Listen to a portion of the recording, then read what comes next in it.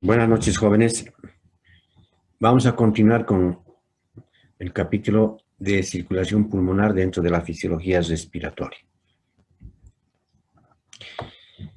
La circulación pulmonar con relación a la circulación sistémica se dice que es una circulación de baja presión, bajo flujo y baja resistencia. Vamos a explicar eso por qué. Bajo flujo, no tanto porque es el mismo flujo, es el mismo gasto cardíaco que maneja la circulación pulmonar que la circulación sistémica. Acá, como vemos, fíjense, dice flujo o gasto cardíaco o volumen minuto cardíaco es igual a 5 litros por minuto, 5 litros por minuto, ¿no? Entonces, el mismo flujo que maneja la circulación pulmonar, maneja la circulación sistémica. Acá tenemos que recordar lo que es la ley del caudal. ¿Se acuerdan de las leyes de la circulación? La ley del caudal que dice, por cualquier área de sección transversal pasa la misma cantidad de sangre en la unidad de tiempo. ¿Qué quiere decir? Que si sale 5 litros por la aorta, esos 5 litros tienen que volver a la aurícula derecha, ¿no? Por las venas cava superior e inferior. A eso se refiere la ley del caudal. Si hacemos un corte transversal en cualquier parte de toda la circulación, vamos a tener la misma cantidad. Entonces, esa es la ley del caudal. Y se dice que es alto flujo, pero sin embargo es el mismo flujo. Alto flujo porque eh, en una dimensión más pequeña que la circulación sistémica, que es la circulación pulmonar, circula todos esos 5 litros por minuto. Entonces, con relación a eso es alto flujo, ¿no? Se dice baja resistencia y baja presión. Enseguida vamos a ver los valores de la presión y de la resistencia, ¿no? Acá, desde el punto de vista de las características físicas vasculares, la circulación sistémica tiene sus vasos, tienen pared gruesa, capa muscular abundante, se refiere al músculo liso, el que le da el tono muscular. No es distensible, por lo que le da rigidez, y la luz vascular es estrecha. No nos olvidemos que las arteriolas son los que generan la resistencia periférica total. A diferencia de la circulación pulmonar, la pared es fina, la capa muscular es escasa, se refiere al músculo liso, hay mucho menos músculo liso, lo que le hace más distensible, y la luz vascular es amplia. Y eso le da la característica de que vamos a ver después, de baja resistencia y baja presión. Bien, dentro de las características fisiológicas, a nivel de la circulación sistémica, ¿cómo responde frente a trastornos metabólicos como la acidosis y la hipoxia? La hipoxia, que se traduce por baja de la presión arterial, baja de la presión alveolar de oxígeno. A nivel de la circulación sistémica se traduce por una dilatación. Como respuesta hay una vasodilatación. En el caso de la circulación pulmonar, la acidosis y la hipoxia van a generar, la hipoxia, decía nuevamente, por la presión barométrica disminuida, etcétera, y presión alveolar y presión arterial disminuida. Entonces, como respuesta, en la circulación pulmonar se produce una vasoconstricción. ¿De acuerdo? Esa es la diferencia. ¿Ya? En cuanto a las presiones y al flujo sanguíneo. Las presiones. Ya se ha estudiado, cuando se ha hablado de circulación sistémica, las presiones sistólica, diastólica. Acá vean ustedes cómo la presión sistólica 120 y la diastólica 80. Y haciendo esta presión arterial media se puede tomar en forma directa y medir con un catéter en la arteria radial.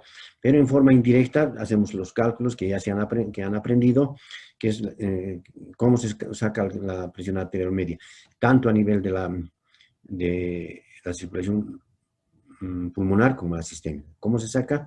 Se dice presión arterial media es igual a la presión diastólica más un tercio de la diferencial. En este caso la diferencial sería 120/80, sería menos 120 menos 80, 40. Un tercio sería 13. 13 más 80 sería 93. Aquí nos dice 90, pero en realidad es 93, ¿no? Lo mismo acá, hacemos el mismo cálculo y decimos 25 menos 8, 17. Sí, 17. La tercera parte sería aproximadamente 18.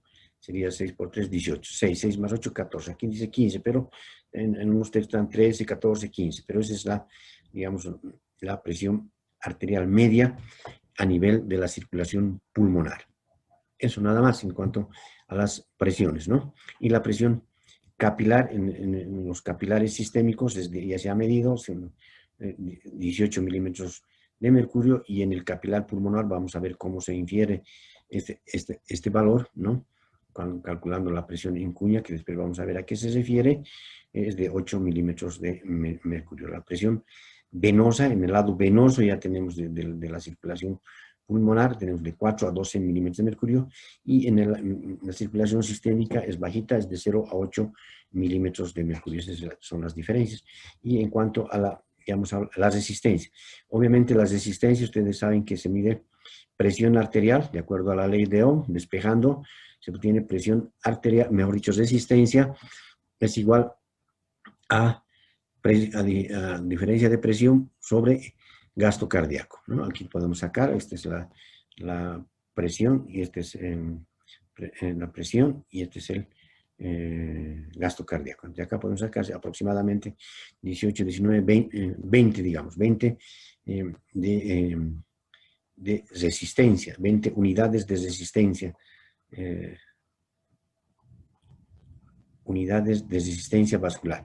Y acá, si dividimos la presión arterial media acá, presión de 15, entre 5 tenemos 3. Fíjense que es mucho, mucho más elevada en la circulación, por eso es un sistema de baja presión y baja resistencia. En cuanto al gradiente de presión, el que impulsa la sangre en la circulación sistémica es 90, ¿no? Con ese gradiente, con esa fuerza se impulsa la sangre, y a nivel de la circulación pulmonar es 9. Las arterias pulmonares habíamos dicho que tienen una característica, son cortas, ¿no? Se extienden 5 centímetros, acá está, 5 centímetros, aquí está, 5 centímetros, más allá del ventrículo derecho. Esto mide 5 centímetros y se divide a la altura del callado de la aorta. Conducen sangre poco oxigenada. No nos olvidemos que la presión venosa de oxígeno a este nivel de las arterias pulmonares es de 40 milímetros de mercurio, a diferencia de la presión en el lado arterial, presión arterial pulmonar, que es 95. Entonces, sangre no es desoxigenada, sino es poco oxigenada, y además en la arteria pulmonar tenemos una presión venosa de CO2 de 46 milímetros de mercurio. Ese valor hemos repetido varias veces porque por su importancia es necesario que se grabe. Las arteriolas son de mayor diámetro, condición que explica en parte la menor presión arterial pulmonar, tanto sistólica como diastólica, comparada con las de la aorta. Sin musculatura, son poca musculatura lisa, tienen una baja resistencia al flujo sanguíneo de la circulación. Vamos a ver cómo afecta esto en la circulación. Mucho tejido elástico, hay que tener en cuenta, mucho tejido elástico, y por lo tanto tiene una distensibilidad alta. Y las venas pulmonares son cortas y obviamente drenan a la aurícula izquierda, eso es importante. La circulación pulmonar es parte del sistema circulatorio que transporta la sangre poco oxigenada desde el corazón hasta los pulmones, ¿no? Hasta los pulmones, para luego regresar la oxigenada de vuelta al corazón. Eso hemos explicado varias veces cuando hemos hablado del transporte del oxígeno. Constituye, dice, el 9% de la circulación total, más bien es del volumen total. La volemia, sabemos, es el 7% del peso corporal total, aproximadamente en una persona que pesa 70 kilos, es de 5 litros por minuto. El 9% de 5 litros equivale a 450 ml o centímetros cúbicos de volemia, mejor dicho, de sangre dentro de los pulmones, ¿no? De toda esta cantidad de sangre, el 70 ml están circulando en los capilares. Recordaremos que hemos dicho que los capilares son el número de 200.000 millones de capilares que rodean a los alvéolos, que los alvéolos son el número de 300 millones en los pulmones. Fíjense la diferencia con la circulación cardíaca. En la circulación cardíaca la sangre está en un 7%, 7 por 5, 35, 350 ml de sangre están circulando en el corazón. y el resto en la circulación mayor. En el adulto normal, el gasto cardíaco, repetimos, es el gasto cardíaco y por lo tanto el flujo sanguíneo pulmonar, ambos, habíamos dicho, hemos explicado con la ley del caudal, fluctúa entre 5 a 8 litros, dependiendo de la actividad y el ejercicio, de 5 a 8 litros por minuto. El gasto cardíaco es litros por minuto, es decir, viene de las relaciones, recordaremos, de volumen sistólico por la frecuencia cardíaca. El volumen sistólico, esas son de 70 o 70 ml, ¿no? Y de la frecuencia cardíaca de también 70, 80, y multiplicando nos da aproximadamente 5 litros por minuto de gasto cardíaco. Decíamos, nuevamente, recalcando, es importante estos valores porque en función de esto están para ver la parte fisiopatológica de los trastornos de la circulación pulmonar. Reiteramos, la presión arterial pulmonar normal a nivel del mar es de 23 a 25 milímetros de mercurio la sistólica y 6 a 10 milímetros de mercurio la diastólica, ¿no? Los máximos límites normales son de 30 a 15. Máximos límites normales de 30 a 15 a nivel del mar. La presión media de la arteria pulmonar es de 12 a 16. ¿Se acuerdan que hemos sacado, haciendo la fórmula, hemos sacado la presión arterial, hemos dicho entre 14, 15, aquí nos da un rango de 12 a 16 milímetros de mercurio. Así puede verse que a nivel del mar, la resistencia vascular pulmonar es tan baja que durante la diástole las presiones en la arteria pulmonar y en la aurícula izquierda son prácticamente las mismas, ¿no? Hay un poquito de diferencia, vamos a ver enseguida cuál es esa diferencia y cómo se ha calculado. Esta es la base mediante la cual se mide la presión capilar pulmonar durante el cateterismo cardíaco. Acá viene lo más importante. La exposición a la hipoxia de altura, es decir, a presiones arteriales disminuidas a nivel del mar, ya hablan de hipoxia cuando la presión alveolar está en 60 milímetros de mercurio. Nosotros trabajamos, nuestro organismo trabaja con esa presión, pero cuando disminuye mucho más esa presión, cuando esa presión llega a 60 milímetros de mercurio, esa presión alveolar, nos llaman hipoxia y ya tienes repercusión de la hemodinamia. ¿Qué quiere decir? La exposición a la hipoxia de altura está asociada a una vasoconstricción arterial pulmonar generalizada. Se llama vasoconstricción pulmonar hipóxica. Se abrevia B mayúscula, P mayúscula, H. Vasoconstricción pulmonar hipóxica. ¿Qué puede ser esta vasoconstricción pulmonar hipóxica? Que puede ser regional y generalizada. Regional con el objeto, ¿cuándo se produce una vasoconstricción pulmonar hipóxica? Regional, cuando hay una lesión en una región, por ejemplo, una neumonía lobar, una telectasia. ¿Cuál es el objetivo de esta vasoconstricción pulmonar hipóxica regional? Redistribuir la sangre a lugares mejor ventilados hasta que se solucione el problema, hasta que se sane el pulmón. En el caso de la generalizada, que se produce por una disminución de la presión alveolar de oxígeno como consecuencia de la disminución de la presión barométrica, se va a producir un incremento moderado de la presión arterial pulmonar. Ahí está, la vasoconstricción pulmonar arteriolar primero y después la presión en la arteria pulmonar aumenta su valor, ¿no? Habíamos dicho que están los valores máximos, son de 30, 15, puede elevarse 40, 50, dependiendo del grado de la lesión. En nosotros, nuestros valores máximos son de 35, 40 en la altura, pero cuando ya tenemos valores elevados, se presentan los síntomas de hipertensión arterial pulmonar, que enseguida vamos a ver, ¿no? Durante los primeros días de llegada a la altura, el incremento en parte es debido a un aumento del débito cardíaco. Lógicamente, aumento del flujo, y esto hace que aumente la presión también en la arteria pulmonar. El incremento de presión arterial pulmonar es proporcional a la altura y a la PO2 alveolar. Es decir, cuanto más altura, mayor presión arterial. Cuanto más altura, menor presión alveolar, y esa menor presión va a desencadenar mayor hipertensión, mayor vasoconstricción pulmonar hipóxica generalizada, ¿de acuerdo?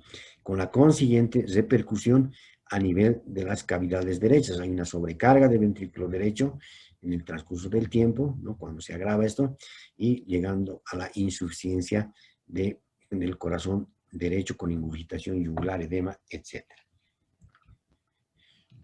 Repitiendo, ahí tenemos los valores de las arterias, los rangos, en algunos un poquito varía, pero la idea es la misma, ¿no? Acá en los capilares nos da un poquito de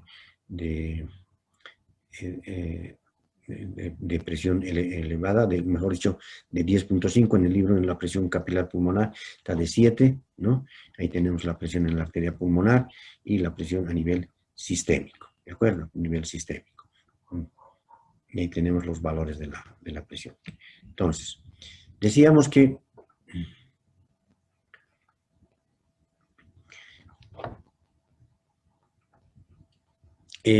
la presión se puede medir si en una persona, por ejemplo, en una persona que súbitamente presenta, bueno, puede ser súbitamente, puede ser evolutivamente, en una disnea en evolución, o en un niñito que presenta cianosis, una persona que sube a la altura y después se desadapta y puede presentar síntomas de disnea y cianosis, y puede llegar inclusive al desmayo, cansancio, etc. Después de descartar otras patologías, se decide hacer un cateterismo cardíaco. Entonces, para el cateterismo cardíaco se utiliza el catéter de Swan-Ganz, ¿no? Ese es un catéter que se coloca, ahora se coloca por vía, ayudado por ecografía, se llama ecoguiado, ¿no? El catéter de Swan-Ganz es un sistema de termodilución que ingresa el catéter, ya sea por la yugular interna o por vía periférica, ¿no? Por las venas de los pliegues de los codos, bueno, pero en este caso sí o sí tiene que entrar por la yugular interna, por vía central. Se coloca el catéter central y se va desplazando el catéter, fíjense, atraviesa la válvula tricuspidia, auricular ventricular derecho, y bueno, va ascendiendo el catéter, aquí está el catéter, y llega hasta la arteria pulmonar, ¿no? Y desde el momento en que se tranca, por eso se llama presión en cuña, y ese es el valor que ya me has dicho que por termodilución nos va a proporcionar un valor. Ese valor es ese es el valor que se atribuye a la presión en capilar pulmonar, que es de 7 milímetros de mercurio. Hace rato hemos visto 10 milímetros, bueno, ese es el rango, ¿no? 7, 8 milímetros de mercurio. Y un poquito menos, 5 milímetros de mercurio, es en la aurícula derecha. O sea, se infiere, al tener el valor de acá. Entonces, en casos de patología, de alguna hipertensión arterial pulmonar, que por otras causas, puede ser por EPOC, puede ser enfermedad pulmonar obstructiva crónica, hasta llegando a las idiopáticas, ¿no? A las idiopáticas, pues también por una fibrosis pulmonar que puede ocasionar una hipertensión arterial pulmonar, pero en algunos casos lo que estamos estudiando es por la altura, entonces se puede elevar hasta valores elevados, ¿no? Que van a dar una sintomatología fuerte, si vale el término, y tenemos valores de 30, 40, 50, 60 milímetros de mercurio, dependiendo del grado de la lesión, ¿de acuerdo? Y decimos que esta presión que se ha encontrado en la arteria pulmonar, también encontramos elevada en la aurícula derecha con un poco de diferencia, pero eso es bien. En cuanto a la resistencia se calcula, ¿no? Con la ley de Poiseuille. Es decir, existe ¿se acuerdan ustedes de la ley de Poiseuille? Que tiene que relaciona principalmente el radio del vaso. El radio del vaso a la cuarta, ¿no? Que es inversamente proporcional a la resistencia, y la resistencia es directamente proporcional a la viscosidad y a la longitud multiplicado por 8.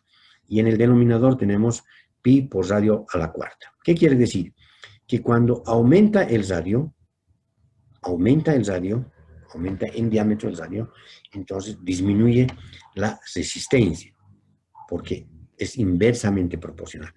Pero esa resistencia, a su vez, es inversamente proporcional al gasto cardíaco y a la presión. Fíjense, entonces, cuando disminuye el gasto cardíaco, cuando aumenta la resistencia, disminuye el gasto cardíaco.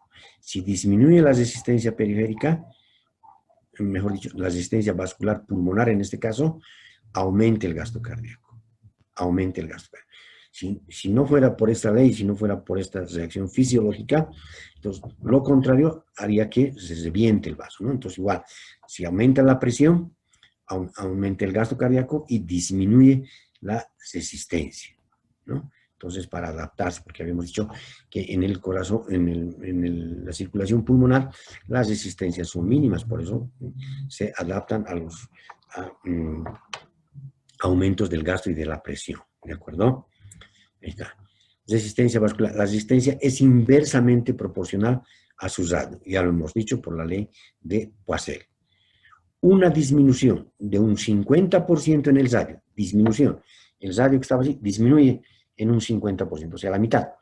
De un vaso, como puede ocurrir por vasoconstricción, ya hemos dicho que hay vasoconstricción pulmonar hipóxica regional y generalizada, aumenta su resistencia 16 veces. ¿Ya? Si disminuye el radio, entonces va a aumentar la resistencia. ¿De acuerdo? Ahí está, aumenta su resistencia 16 veces la disminución del vaso. Ahí se cumple la ley de Poiseuille. ¿Ya? Repito, una disminución, disminuye el radio de un vaso, como puede ocurrir por vasoconstricción, aumenta su resistencia en 16 veces. Si aumenta la resistencia, disminuye el gasto cardíaco, porque si no fuera así, entonces con ese gasto cardíaco y esa presión, entonces reventaría el vaso, ¿no es cierto? Entonces,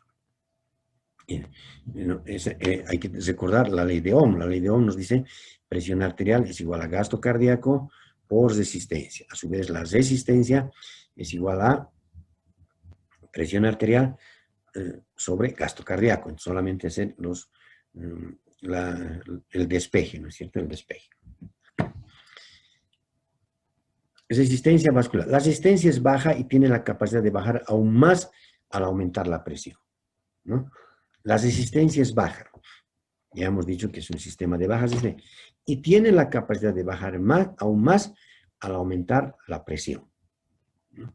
Durante el ejercicio, a medida que la presión sube, comienzan a abrirse capilares que en reposo estaban cerrados.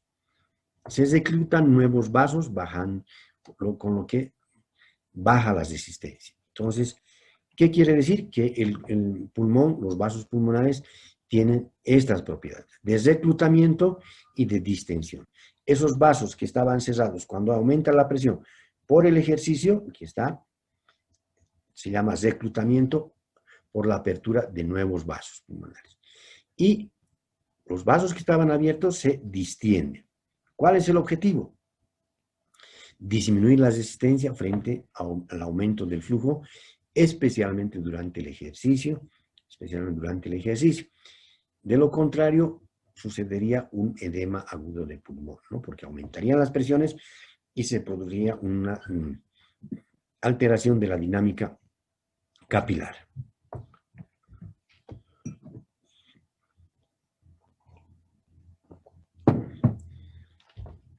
Entonces, ¿qué interviene en esta hemodinámica pulmonar? Recordando en general la hemodinámica de la circulación, la hemodinamia se refiere al estudio de la sangre en movimiento. Cuando hemos estudiado la circulación hemos dicho que para el estudio hemodinámico tiene que ver, existen factores que nos dan la hemodinamia, es decir, los valores o la estabilidad hemodinámica, o si está alterada, está disminuida, está en más, en menos, etc. ¿Cuáles son los factores que manejan la hemodinámica? Son la presión arterial, el pulso, ¿no?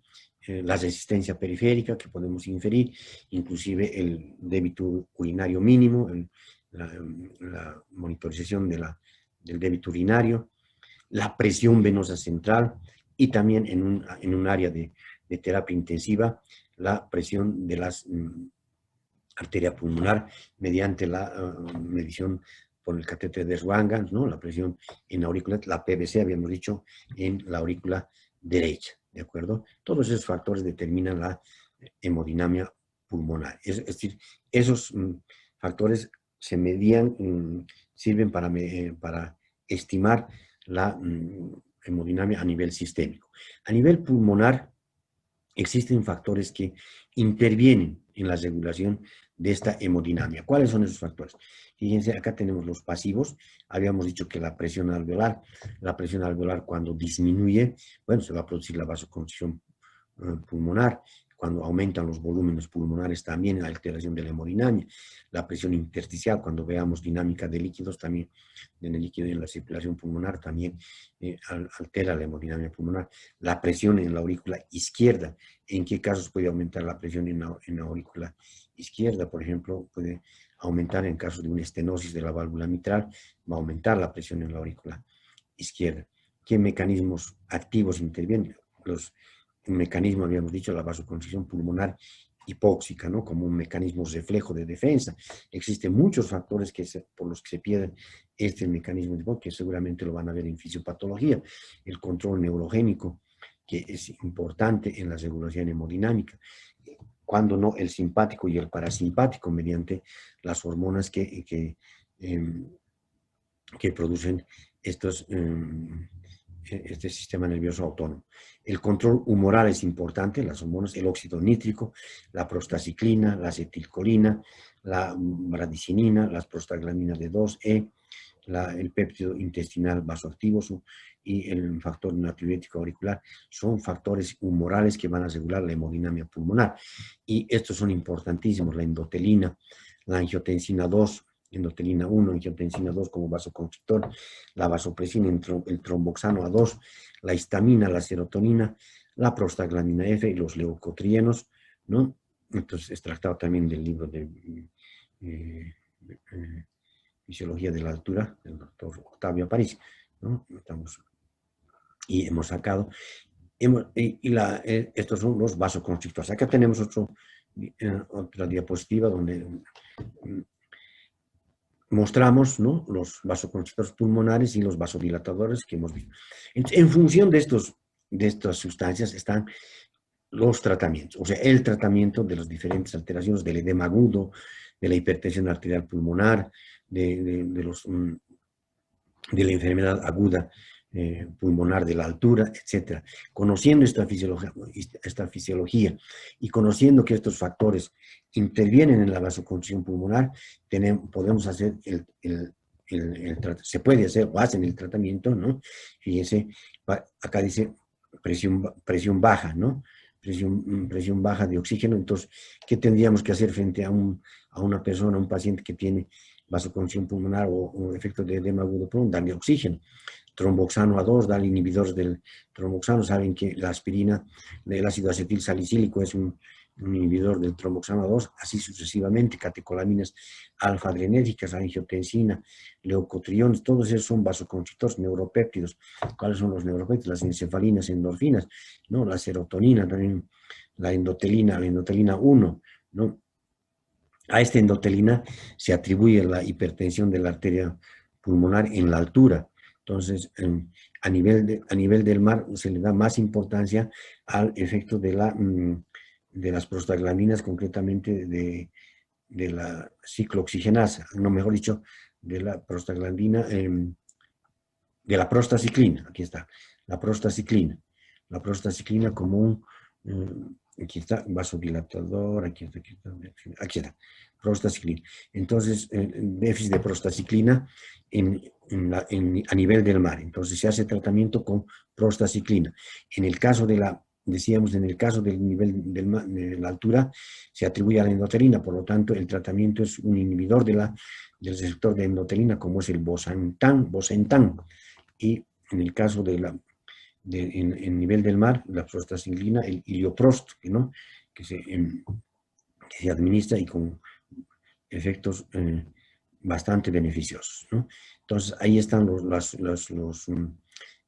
vasoconstrictores pulmonares y los vasodilatadores. Dentro de los, decíamos que para que se dilaten los vasos, ahí decíamos, en presión arterial, mejor dicho, oxígeno en concentraciones elevadas, prostacyclina, el óxido nítrico que está siendo bastante utilizado, la acetilcolina produce vasodilatación, pero no creo que se utilice para tratamiento, bradicinina, la dopamina y las catecolaminas beta-adrenérgicas, y aquí faltan los inhibidores de los canales del calcio, como es el nifedipino. No nos olvidemos que el calcio produce contracción, y si inhibimos esos canales del calcio con el nifedipino, el diltiazem, el verapamilo, bueno, dependiendo de la situación, entonces los inhibidores de los canales del calcio también van a ayudar en el tratamiento de los problemas de la circulación pulmonar.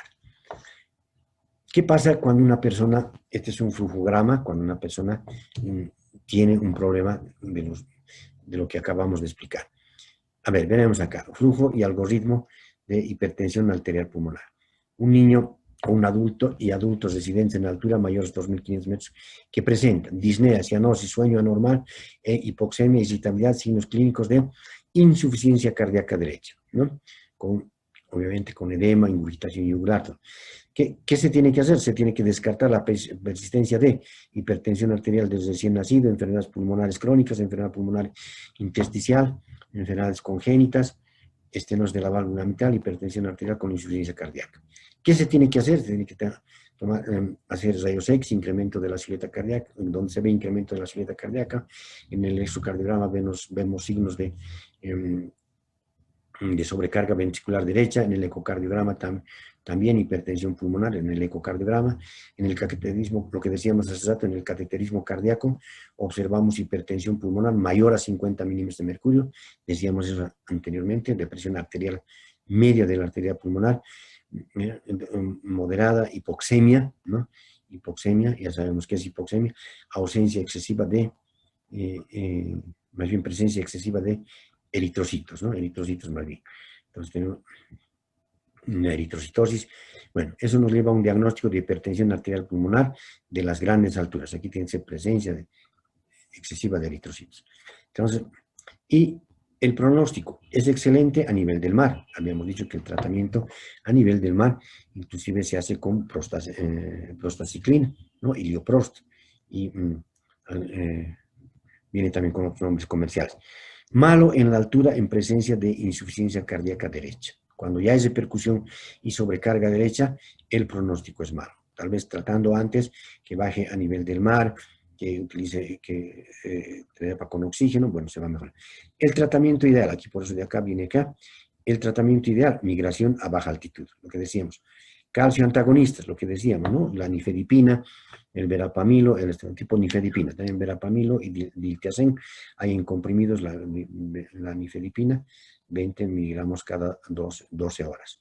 Oxigenoterapia, inhalación de óxido nítrico, ¿no? Inhibidores de la prostaglandina y fosfodiesterasa, el dipiridamol, el óxido nítrico también es un inhibidor de la fosfodiesterasa, ¿no? Con el consiguiente aumento del AMP cíclico, ¿no es cierto? Y las prostaglandinas también, en este caso, hemos hablado de la prostaciclina, Ya.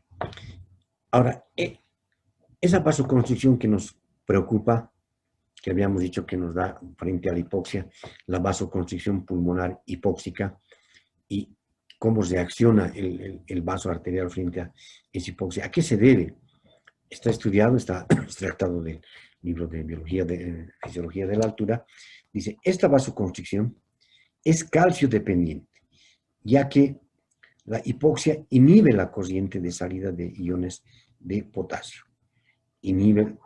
Por consiguiente, inhibe la repolarización de la membrana celular. La célula se despolariza y se abren canales de calcio a la célula y se potencia la salida de calcio del retículo sarcoplásmico. O sea, no nos olvidemos que el retículo sarcoplásmico es el depósito de calcio. El calcio se une a la calmodulina activando la miosincinasa de cadena ligera. La miosina sinasa activa la miosina ATPase, generándose la vasoconstricción de arterias pulmonares, incremento ya sea del influjo de calcio o liberación de calcio de los depósitos intracelulares debido a la hipoxia, ¿no? Que interactúa con la calmodulina. Este sería el mecanismo de la hipertensión arterial pulmonar por vasoconstricción. Esto es atribuido al calcio, esto es a nivel del mar, este es bueno, pero generalmente también se atribuye, habíamos dicho, a la endotelina, que es un potente vasoconstrictor, es decir, en altura se produce mayor cantidad de endotelina, pero también se produce en altura este mecanismo de acción del calcio y a nivel de los canales del potasio, ¿no? Este es un mecanismo bastante estudiado, ¿no? A nivel celular, ya, listo. Muy bien, ahora vamos a ir a lo que significa el flujo de la sangre, el flujo pulmonar, el flujo de la sangre a nivel pulmonar. Este flujo de la sangre a nivel pulmonar, ¿ya? Depende o está influenciado por la gravedad, El flujo de la sangre a nivel pulmonar está influenciado por la gravedad. Si tenemos en cuenta que el corazón es el que bombea la sangre y está en la parte media, un poco más por abajo de la parte media, un poco más abajo del pulmón, a la altura del pulmón, un poco más abajo, el centro del corazón, entonces la sangre que se impulsa hacia arriba tiene menor flujo por la gravedad. Entonces la sangre que llega a la parte superior del pulmón, a la parte apical, ¿no? Ha sido denominado por los fisiólogos zona 1, ¿ya? Entonces, para estudiar mejor esta zona 1 con relación a las otras partes del pulmón, que le dan denominado zona 1, zona 2, zona 3, inclusive hay un estudio de zona 4, bueno, en esta zona 1 se ha visto por estudios de flujo sanguíneo pulmonar con centelografía, con otros estudios de xenón, etc. Entonces se ha visto que a este lugar llega poco flujo y la presión alveolar es grande, es mayor. Por eso se dice que en este nivel la presión alveolar es mayor, en este lugar, en la zona 1, que la presión arterial, esta presión arterial, ¿no? Del capilar, la parte arterial del capilar, y este a su vez es mayor que la presión venosa. Entonces es un sistema de mejor dicho, poco flujo y alta ventilación y poco flujo. Está bien ventilado y poco perfundido, casi nada. Pero eso se compensa, ¿no? Con la actividad, con la presión sistólica y más aún con el ejercicio. ¿En qué casos esta zona, esta parte apical, esta zona 1, se puede repetir, ¿no? Se puede dar el efecto de zona 1 en los demás regiones del pulmón? Por ejemplo, cuando una persona está sometida a ventilación mecánica. Si está sometido a ventilación mecánica, entonces va a soportar una presión alveolar mayor, ¿no? Entonces tiene efecto de zona 1, por lo tanto, la persona o el paciente que está sometido a ventilación mecánica no está tan beneficiado con la ventilación mecánica. Tiene poco flujo en ese lugar, ¿no es cierto? Disminuye aún más el flujo y por la presión inclusive puede disminuir más en las otras regiones. Por eso inclusive se aconseja modificar la posición del paciente que está siendo ventilado a ventilación en decúbito prono, ¿no es cierto? ¿En qué casos también esta zona 1 puede estar incrementando? Cuando disminuimos más el flujo todavía, en casos de hipovolemia, de shock, entonces disminuye más aún el flujo, por lo tanto la relación entre la ventilación y la perfusión está mucho más aumentada. A nivel de la zona 3, que es la parte de la base, fíjense el dibujo, aquí arriba, antes de mirar, se dice inclusive que el capilar se colapsa por esa presión alveolar aumentar. ¿Ya? Hemos dado los ejemplos por los que puede incrementarse aún más la zona 1, ¿no es cierto? Ahora, a nivel de la zona 3, por la gravedad sucede lo contrario, más flujo y poca ventilación. Está muy mejor perfundida y poco ventilada. Eso de decir poco es un decir porque está igual ventilada, pero en la relación ventilación-perfusión está más perfundida que más flujo, ¿ya? Más flujo. Ese flujo no es nada más que el gasto cardíaco, lo que viene del gasto cardíaco, la relación de litros por minuto que viene al pulmón. Y a nivel, en la parte central, bueno, existe un equilibrio, ¿no? En la parte central un equilibrio donde la presión arterial de oxígeno en el lado arterial, en el capilar, en el lado arterial del capilar, es mayor que la presión alveolar. Y esta a su vez es mayor que la presión venosa. La zona 3, la presión arterial, aquí está, es mayor que la presión venosa, y esta a su vez, esta presión venosa es mucho mayor, es mayor que la presión alveolar. Esas son las tres zonas. Se dice que al ser mayor el flujo en esta región, existe más mezcla venosa. ¿Por qué? Porque no toda la sangre se oxigena. Enseguida vamos a ver cómo parecería que son dos pulmones diferentes, ¿no? Pero es en el mismo pulmón, pero hay diferencias fisiológicas por la gravedad, no digamos problemas, sino por la gravedad. Fíjense las variaciones, tanto del volumen que se encuentra a nivel del lado apical y del lado de la base. Miren, la ventilación, fíjense acá, está en 24. A ver, vamos a recordar aquí ventilación, perfusión, ¿no? A nivel de la parte apical regional, ¿no es cierto? En términos generales, en el pulmón, ¿cuánto es la relación ventilación-perfusión? La relación ventilación-perfusión en el pulmón es de 0,8. ¿De dónde sale ese 0,8? Porque la ventilación, hemos calculado ventilación alveolar, que era ventilación alveolar, venía de la fórmula de frecuencia respiratoria por volumen corriente menos volumen del espacio muerto. ¿Cuánto hemos obtenido? ¿Se acuerdan? Hemos obtenido que esa ventilación alveolar es de 4.2 litros, o redondeando 4 litros por minuto. Esa es la ventilación. Y la perfusión es el gasto, es 5 litros. 4 entre 5 nos da 0,8. ¿De acuerdo? 0,8 de relación ventilación-perfusión. Regionalizando el pulmón, ¿cómo es la circulación? Fíjense acá, en litros por minuto, acá tenemos litros por minuto, la ventilación a nivel apical, 24 litros por minuto, y la perfusión, 0,7. Fíjense todos estos valores, ¿no? Nos vamos a ir para abreviar un poquito a la relación ventilación. Ustedes van a hacer los cálculos, ¿no? Haciendo esta división, ventilación-perfusión, con estos valores, ¿no? Con estos valores, y van a obtener que es realmente el valor. Ventilación-perfusión en la parte apical, 3.3. Y aquí menos. ¿Por qué? Porque habíamos dicho que hay una gran ventilación, por eso en la parte apical la presión alveolar es mucho mayor. Y fíjense, aquí se traduce en este valor, a 3.3. Y a nivel de la base, 0.16. También varía por esa misma relación ventilación-perfusión, la presión de oxígeno, la PCO2, el contenido de oxígeno, el contenido de CO2, el pH, ¿no? Ahí está, fíjense. Y el oxígeno dentro y fuera. Todos estos valores son importantísimos. Miren cómo el contenido, 20 y aquí un poco menos. Miren cómo la PO2, 132 y aquí un poco menos, ¿no? Okay.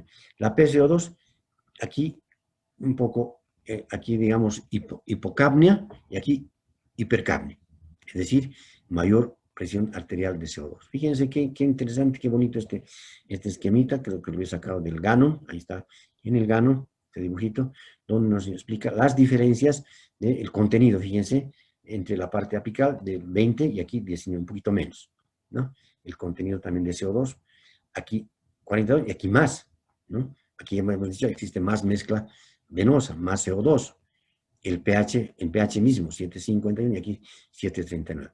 Obviamente los valores normales están en el centro, ¿no? En la zona 2, ¿no? Bien. Y ahí tenemos otro esquemita, también este del RADES, en el RADES Taniel.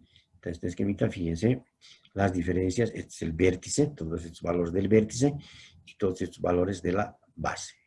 Con un poquito de variación, pero casi lo mismo, 0,25 de ventilación alveolar, ¿no? Y gasto 0, perfusión 0.07 y la relación 36, 3.6, 3.6 la relación, ¿no? Y en el vértice y en la base 0.62, un poco menos, ¿no? Ahí está. En condiciones normales habíamos dicho que en general en el pulmón es de 0.8, en general el pulmón. Estamos haciendo una diferencia entre de 0.8, fíjense, aquí está mucho más, y aquí está mucho menos de 0.8. ¿Por qué? Porque el denominador acá está disminuyendo. Aquí el numerador aumenta harto, ¿no? Eso es. Igual la presión arterial, ya hemos explicado, aquí 130, aquí 88, presión arterial de oxígeno, y la presión arterial de CO2, aquí ya hemos explicado, aquí hay más mezcla venosa en la parte de la base. Fíjense qué bonito ese esquema. Y por último vamos a hablar de la dinámica de líquidos en el capilar pulmonar. Ustedes ya han visto en la circulación sistémica cómo está influenciada esta dinámica por las fuerzas de Starling, donde tiene que ver la presión hidrostática y la presión coloidosmótica. Es importante para que regule los líquidos a este nivel. En el pulmón se agregan dos factores más, el factor de la presión del alveolo, el aire en el alveolo, y lo más importante, la tensión superficial. ¿Quién mantiene la tensión superficial para que no se colapse el alveolo? Es el factor surfactante. Cuando no hay factor surfactante, como en los niños en los síndromes de membrana hialina, entonces esta tensión superficial aumenta, ¿no es cierto? Aumenta esa tensión superficial. Porque el objetivo del factor surfactante es disminuir la tensión superficial. Porque cuando no hay, cuando no hay el factor surfactante, esta tensión superficial hace que el alveolo se colapse.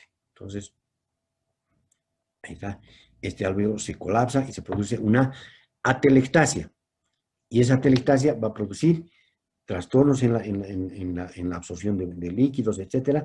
Entonces, y se va a producir un edema intersticial. Por eso se llama edema pulmonar no cardiogénico cuando se produce también por el síndrome de distrés respiratorio, producto de un shock séptico, etc. También disminuye el factor surfactante, altera la tensión superficial, aumenta la tensión superficial, ¿no? Porque su función del factor, repito, es disminuir la tensión superficial, ¿no? Igual, cuando existe algún factor que aumenta la presión, la presión en la vena pulmonar, producto del el aumento de la presión en la aurícula izquierda, producto de un aumento, o mejor dicho, producto de una obstrucción, puede ser un estenosis de la válvula mitral, eso va a repercutir retrógradamente hasta llegar al capilar pulmonar, donde se va a producir un síndrome de hipertensión venocapilar pulmonar, esto van a ver en semiología, cuyo síntoma es la disnea. Es decir, cuando hay hipertensión venocapilar pulmonar, que si aumenta, si continúa el trastorno, va a repercutir así en forma retrógrada hasta llegar inclusive al lado derecho, ¿no? Entonces, cuando hay un trastorno, se produce, cuando hay un obstáculo, se produce aumento de la presión en el capilar pulmonar. Síndrome de hipertensión venocapilar pulmonar, cuyo síntoma principal es la disnea. Eso van a ver en semiología. Ahora, para que constantemente existe una dinámica de líquidos por la presión hidrostática, aquí está la presión hidrostática, y la presión coloidosmótica. Entonces, cuando se suma el líquido al espacio intersticial, el sistema linfático se encarga de recoger ese líquido. ¿En qué proporción? En una proporción de 0,5 ml por minuto. Fíjense, ustedes hagan el cálculo, en una persona de 60 kilos, 70 kilos, sería 0,5, 5 por 6, 30 ml en un minuto, y en el día, 24 horas, ustedes calculen, lleva ese exceso de líquido que por alguna razón puedes sumar en el capilar, y para mantener el capilar seco, ¿no? Eso hace el linfático, hace el sistema linfático, hace que mantenga el capilar seco, y para protegerlo del edema, del edema, ¿no? Del trastorno de los líquidos. Muy bien. No le estamos dando valores, los valores ya los han visto con con las fuerzas de Stalin a nivel sistémico, son los mismos, solamente que aquí, ya repito, aumentan dos factores que pueden ser por la presión, que hace rato hemos hablado de la presión, que por algunos factores, volutrauma, bueno, pues son por algunas lesiones que se producen producto del tratamiento con oxigenoterapia, también pueden producir edema y habíamos dicho de nuevo por la tensión superficial aumentada producto de disminución del factor surfactante, que va a producir un edema intersticial, por consiguiente un edema también alveolar, ¿no? A nivel alveolar, y bueno, pues va a producir un trastorno en la dinámica de la circulación pulmonar. Bueno, eso sería todo. Muchísimas gracias. Buenas noches.